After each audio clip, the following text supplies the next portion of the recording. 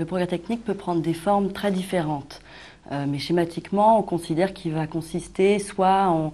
l'invention de nouveaux biens de meilleure qualité que ceux qui existaient auparavant, ou alors de nouveaux procédés de fabrication ou modes d'organisation de la production plus efficaces, au sens où ils utiliseront moins de facteurs de production. Alors, l'influence du progrès technique sur l'emploi,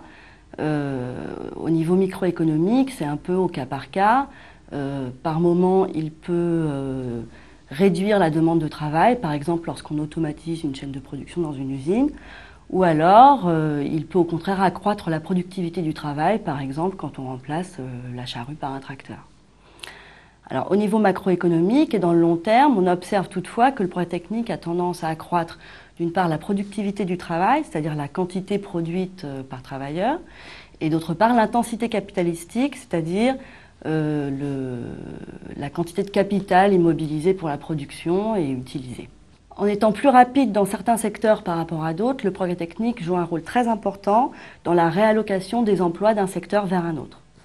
Donc, par exemple, dans les 25 dernières années, dans l'industrie, la productivité du travail a augmenté de plus de 128%, et ça s'est traduit par une réallocation massive des emplois depuis l'industrie vers le secteur des services, où la valeur ajoutée a cru de plus de 80%, mais où la productivité du travail et le progrès technique ont été beaucoup plus faibles, de l'ordre de 16%. Alors cette réallocation, elle se fait sur longue période, mais elle est souvent longue et difficile, notamment parce que les emplois sont créés à certains endroits et détruits à d'autres, et que ces nouveaux emplois requièrent des compétences différentes.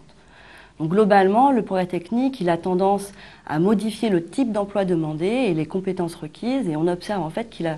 tendance à accroître la demande d'emploi qualifié et les rémunérations de l'emploi qualifié au détriment de l'emploi moins qualifié. Donc il doit s'accompagner d'un accroissement et d'une adaptation des compétences de la population active et des qualifications. Et il peut créer du chômage